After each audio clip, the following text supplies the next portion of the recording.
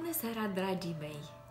Președintele Macron a trimis o scrisoare către cetățenii europeni, dar în special către elita de la Bruxelles, în speranța că se va salva politic la nivel național.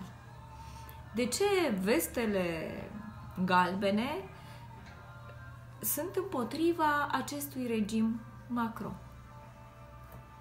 Ele sunt, de fapt, împotriva neoliberalismului încetățenit, care nu se ocupă de problemele sociale ale cetățenilor europeni, iar Comisia Europeană, în niciun caz, nu are competențe în domeniul social, pentru că ea se ocupă, după cum știm, de comerț, de concurență, de Uniunea Vamală, de resursele biomarine și cred că am mai uitat ceva. Am spus politică comercială, resurse biomarine, Uniune Europeană și Uniunea Economică și Monetară.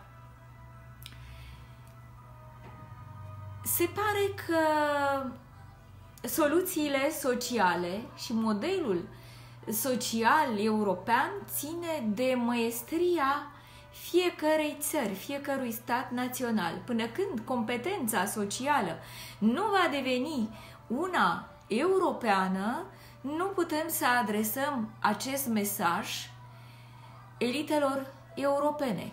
Poate că va fi un semnal dat de către vestele galbene că Europa, Uniunea Europeană, trebuie să devină o entitate politică și dacă va deveni și o entitate politică, bineînțeles că ea trebuie să se ocupe de problemele sociale ale cetățenilor și nu doar să-i considere pe cetățeni simpli consumatori.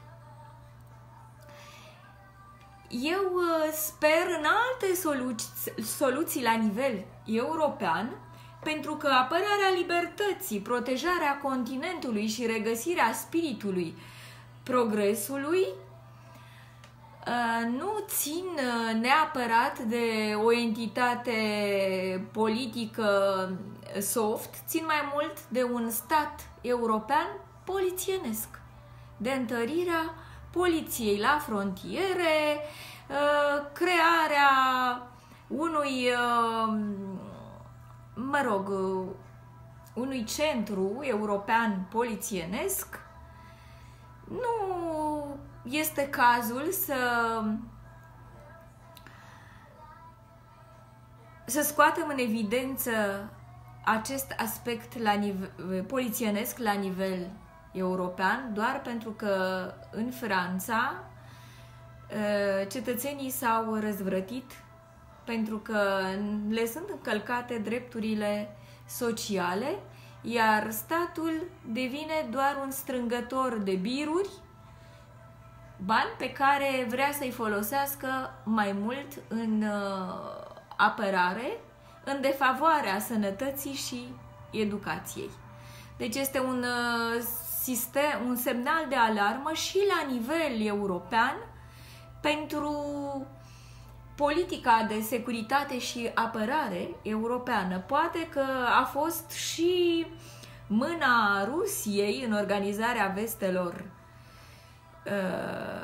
galbene, nu putem ști ce a fost, însă Uniunea Europeană este un actor foarte slab. Se pare că doar statele naționale doresc să joace un rol în ecuația de putere SUA, Rusia, Europa și nu Uniunea Europeană ca o entitate sui generis. Încă nu este o entitate politică și nu se poate exprima cu o singură voce, deși dorește prin tratatul de la Lisabona să devină o singură voce, nu a reușit să creeze o politică externă și de securitate comună. Vă mulțumesc, vom mai discuta despre acest subiect. La revedere, noapte bună!